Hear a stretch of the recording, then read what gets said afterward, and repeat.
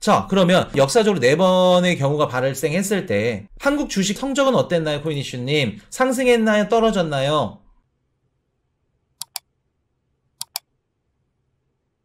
자, 오늘 한국 증시가 미친 듯이 폭등을 했어요.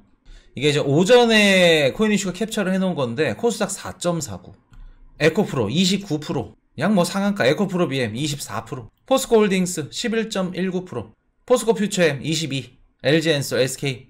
이게 우리 코인 투자만 하고 그 주식 거래 안 하시는 분들은 코인이슈님 29% 저거 올라봤자 저게 상승한 거예요? 라고 생각을 하실 텐데 주식시장에서 29%가 하루 만에 올랐다는 건 그냥 미친 요구한 거 아닙니다.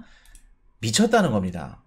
진짜 미친 듯한, 우리 비트코인으로 따지면 하루에 뭐 한 40%, 비트코인이 그렇게 갈 수는 없겠지만 알트코인이면 한 40%, 50%? 그 정도로 힘들 정도로. 이런 식으로 보시면 하이드로브 리튬, 에코프로, 어반 리튬, 라이트론 미친 듯이 이렇게 폭등을 하고 있습니다. 그 박경우님 아마 지금 접속하신 아이디가 다른 구글 계정일 가능성이 높아요. 그래서 이렇게 안 보이는 겁니다.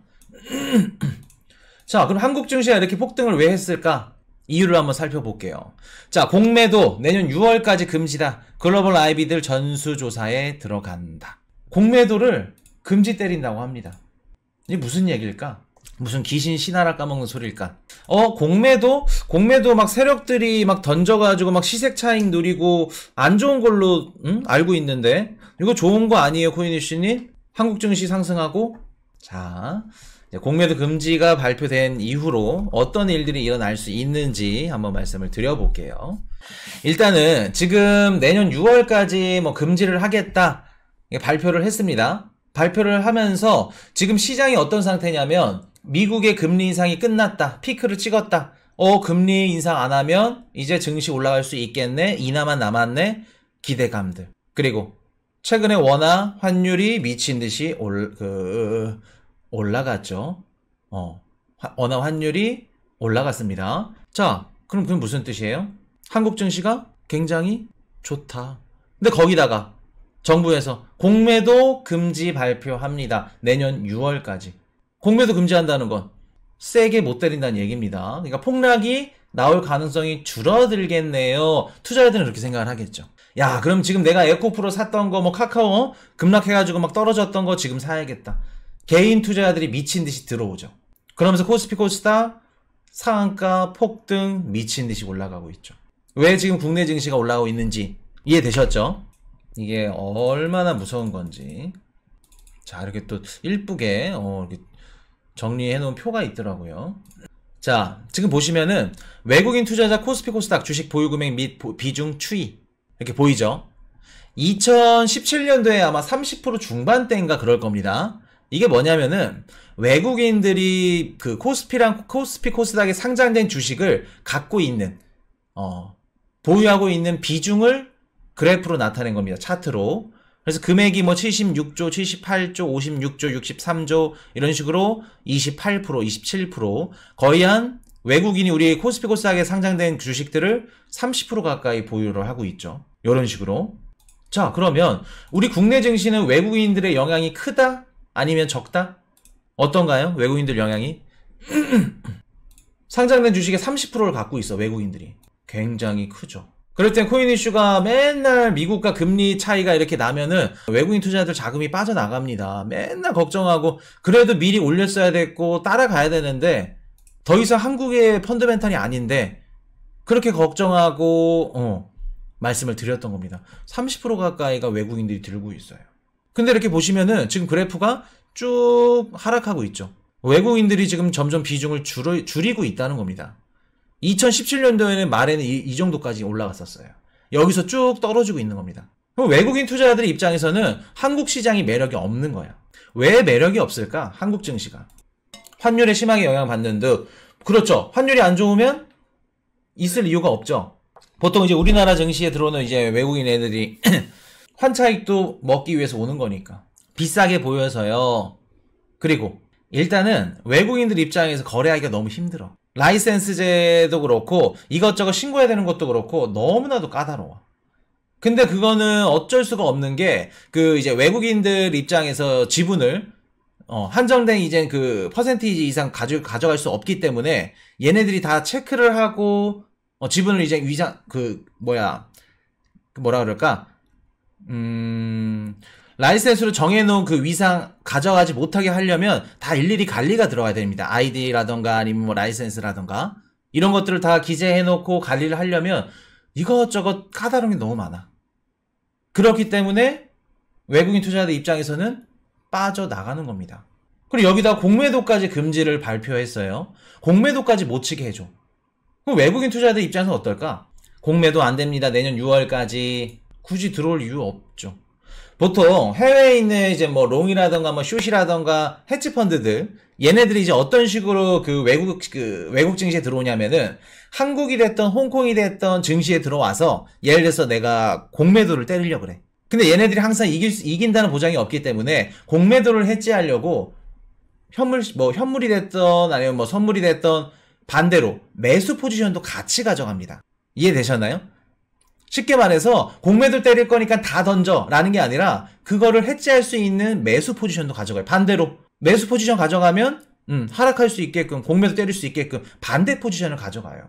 그럼 예를 들어서 외국인 투자 자금들이 빠져나갔다 이탈했다 라는 거는 매도도 매수도 거래량이 쭉 빠져나간다는 겁니다. 거래량 이탈이 많다는 거죠. 크다는 거죠. 자본 이탈도 그렇고. 그래서 헤지펀드 입장에서는 굳이 한국 시장에 들어올 필요가 없어. 공매도가 안 된대. 그럼 걔네들 입장에서는 팔기도 하고 사기도 하고 두 가지 옵션으로 차익을 내야 되는데 한 가지 옵션을 잘라버려. 쉽게 말해 전쟁터에 나가는 왼팔 하나 잘라버린 셈이야. 한국이라는 전쟁터에 들어갈까? 외국 용병이? 굳이 다른 시장 가가지고 팔 두 쪽 성하게 전쟁할 수 있는데 의미가 없다는 겁니다. 외국인들 입장에서는 국내 증시 매력 없다. 빠져나갈 가능성 높다. 그리고 거기다가 또 뭐까지 한다 그래요? 아이비들 전수조사 들어간다 그러죠. 10여 개. 이렇게 되면 더더욱 못합니다. 외국 애들은 더 못 들어와요.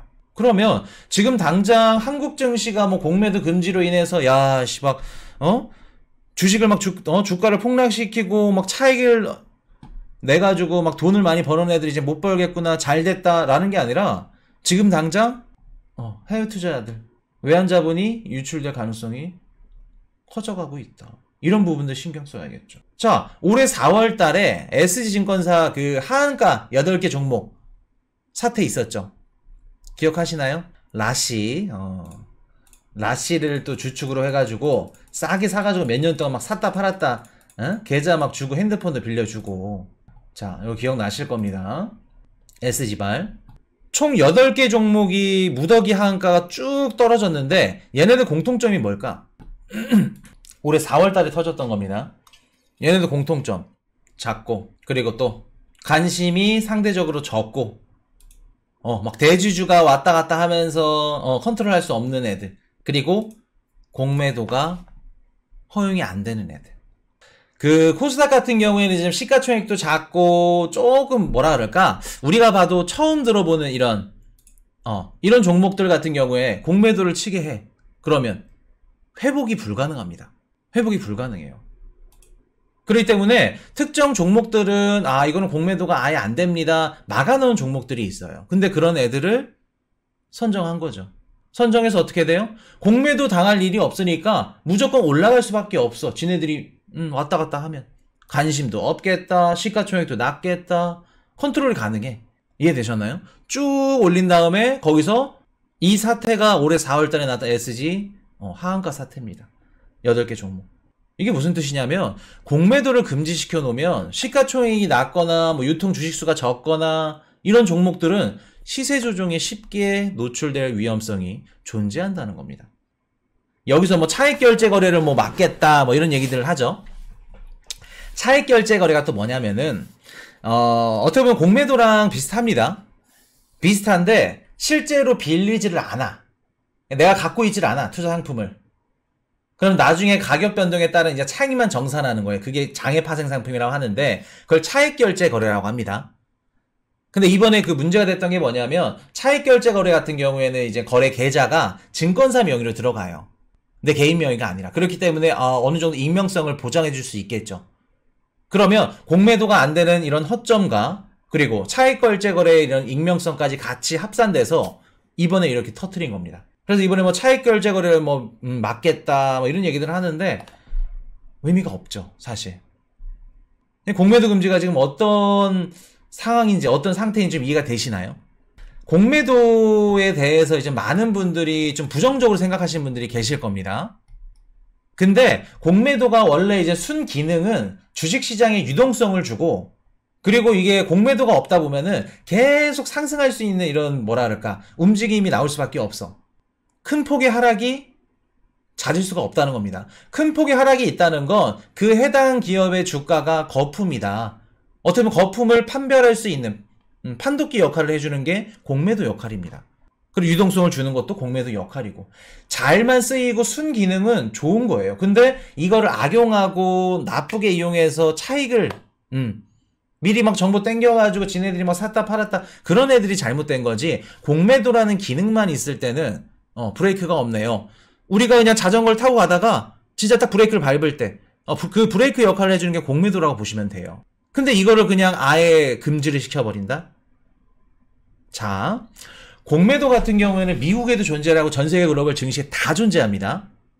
그리고 그에 따른 부작용도 존재를 하고 보통 미국에서 공매도로 만약에 뭐 징역을 살고 뭐 불공정하게 됐다. 그러면 민사소송을 통해서 어떻게 돼요?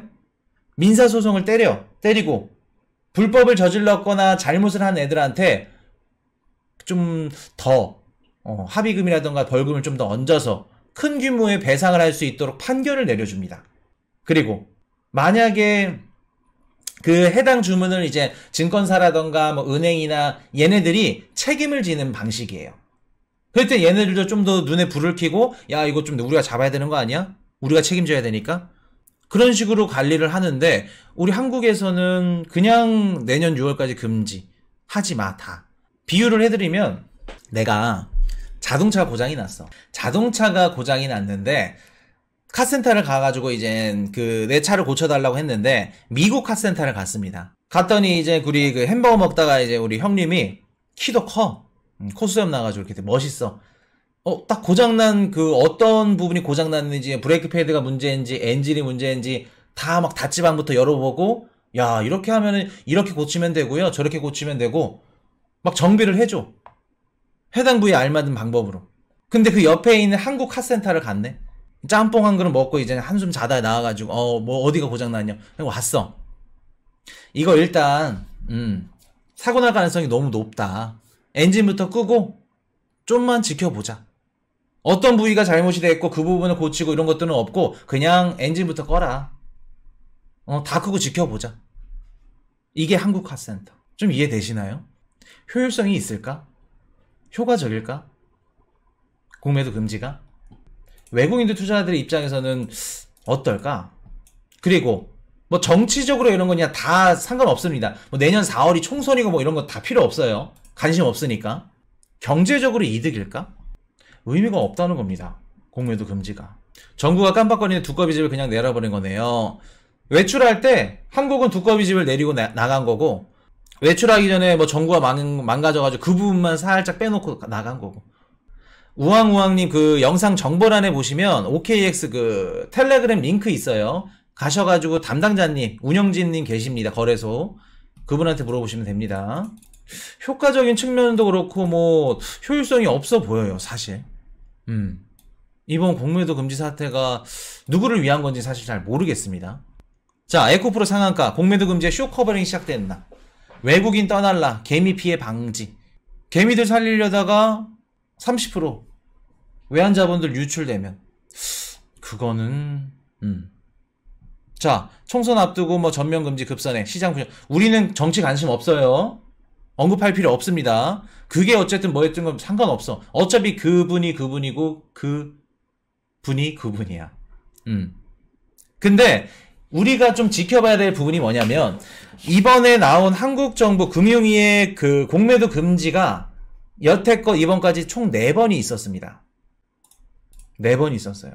언제 있었냐면 2008년 글로벌 금융위기 때. 그 당시 이제 리먼 브더스 파산되고 나서 경제 대공황이 딱 터졌죠. 2008년 10월 1일부터 2009년 5월 31일까지. 그리고 2011년 유럽 재정위기. 이제 그리스 우리 막 무너지고, 재정위기 터졌을 때도 3개월 동안 공매도 금지 때렸습니다. 그리고 코로나19 사태. 2020년 3월 16일부터 거의 1년 넘게 2021년 5월 2일까지. 근데 뭐 이때는, 어쩔 수 없지. 전 세계가 다 그랬으니까. 그리고 이번 11월 6일 공매도 불공정 논란 이렇게 4번이 있었습니다. 자, 그러면 역사적으로 4번의 경우가 발생했을 때 한국 주식 성적은 어땠나요, 코인이슈님? 상승했나요? 떨어졌나요? 자, 2008년도 10월 1일 당시에는 공매도 금지 3개월 후에 마이너스 23% 빠졌습니다. 코스피. 코스닥은 마이너스 30%. 그리고 공매도 금지 해제 이후에 마이너스 3% 회복을 했고 코스닥은 20% 상승을 했죠, 오히려. 그리고 보시면 2011년도 8월 10일 요건 3개월짜리라서 3개월 이후에 6% 12% 상승을 했습니다. 그리고 2020년도 코로나 때 23% 상승 44% 상승 78% 88%. 근데 이때는 공매도가 의미가 없는 게 유동성을 미친듯이 풀었죠. 은행도 그렇고 돈을 미친듯이 풀었기 때문에 그게 다 들어가서 상승이 나온 겁니다. 그리고 이번에 나온 거는 공매도 딱 터지고 나서 상승을 하기 시작했죠, 요거. 코스피 지수가. 근데 앞으로 이제 어떻게 될지는 모르겠죠. 그래서 역사적으로 4번, 공매도 금지가 있었는데, 이때 결과적으로 말씀을 드리면, 공매도 금지가 국내 증시에 큰 영향을 끼쳤다기보다도, 그 당시 거시적 경제 상황이 더 큰 영향을 끼쳤다. 그렇게 보시는 게 맞고, 그리고 공매도 중에는 상승보단 하락, 오히려 하락률이 높았고 공매도가 금지된 이후에 해제 이후에 상승률이 더 높았다. 그렇게 보시면 됩니다. 이해되셨나요? 오히려 공매도 금지가 딱 끝나고 나서 상승률이 높았다. 왜? 외국인 자금들이 들어오니까. 30% 가까이가 빠져나갔다 다시 들어오니. 그 얘기를 하는 겁니다. 그리고 우리가 지금 사실 뭐 우리 국내 주식 투자하시는 분들한테는 뭐 올라가고 떨어지고가 의미 있고 좀 중요하겠지만 우리가 좀 더 중요하게 봐야 될 부분이 있습니다. 중요하게 봐야 될 부분. 지금 요렇게 총 4번의 공매도 금지가 조치가 이루어졌는데 얘네들 4번 공통점이 뭘까?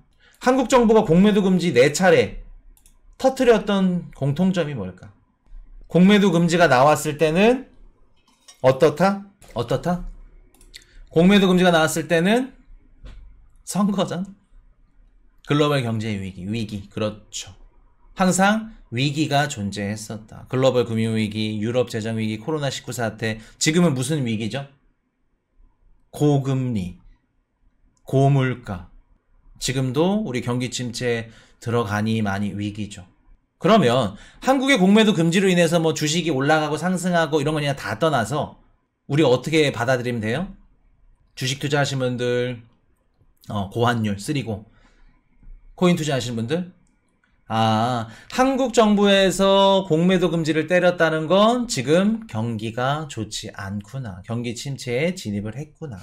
그 얘기 해주고 싶은 겁니다. 그 얘기 해주는 거예요. 외국인 투자 자금들 뭐 나가고 뭐 들어오고 뭐 에코프로가 상승해 카카오가 뭐 반등하고 의미 없어. 지금 안 좋다는 겁니다. 글로벌 경제가. 경기가 어렵다는 거예요. 뭐 총선 뭐 표시 먹고 막 이런 것들은 그냥 부가적인 거고 어렵다는 겁니다. 그리고 이렇게 되면은 좀 걱정인 건 뭐냐면 지금 당장은 시장을 조금 잡을 수는 있겠죠. 크게 변동성은 없을 거예요. 크게 변동성이 없다는 건 뭔 뜻이냐면 큰 폭의 하락이 없으면 큰 폭의 상승도 없어.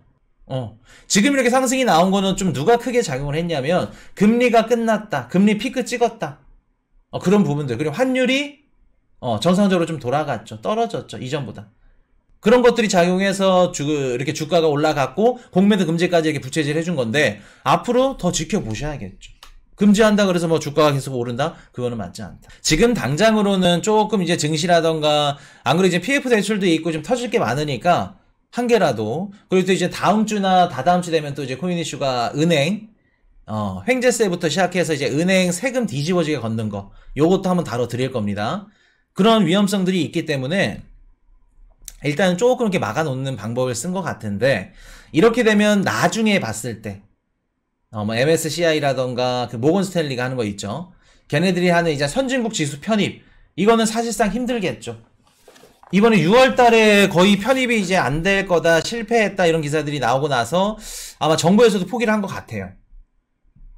근데 사실 좀 걔네들이 요구하는 게 좀 과하기도 해.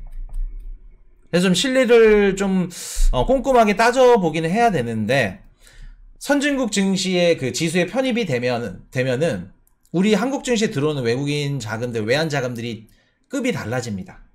급이 달라져요. 뭐 안 좋은 점도 있고 좋은 점도 있겠지만 급이 달라진다. 그리고 선진국 지수로 뭐 들어가고 편입이 되려면 어차피 나중에 돼야 되는 거면 지금부터 좀 힘들더라도 그런 것들을 좀 이겨내고 들어가야 되는데 그게 연기될 가능성이 굉장히 높아진다. 이렇게 되면. 그리고 한 가지 문제되는 건 최근에 한국의 뭐 수출이라던가 이런 것들이 증가가 되면서 다시 회복을 하기 시작했죠. 그런 부분들은 좀 고무적이고 좋은데 지금 유럽의 채권 시장보다 한국의 채권 시장은 지금 너무 유럽 채권 가격은 회복하는데 한국 채권 가격은 회복할 기미가 안 보인다. 그래서 조금 더 지켜보셔야겠죠. 아직 이제 아시아까지 이게 반응이 안 넘어왔는지 아니면 한국이 아직 회복할 수 있는 준비가 안 됐는지 그런 것들은 우리가 좀 더 지켜보셔야겠죠. 그렇기 때문에 이번에 공매도 금지로 인해서 이런 부분들 그리고 우리 주식 투자하시는 분들도 반등이 나오니까 뭐 이제 즐기되 이렇게 공매도 금지 때리니까 무조건 상승하고 돈 벌 수 있다. 그래서 생판 모르는 이제 투자하시는 분들 주식 시장에 들어와서 투자하시면 안 됩니다. 그분들은 위험해요. 이게 공매도 금지라는 게 무조건 상승을 가져다 주질 않는다는 거 이해되셨죠? Hey, I got a confession. Been losing all momentum. Just because it's easy, well, that don't make it better.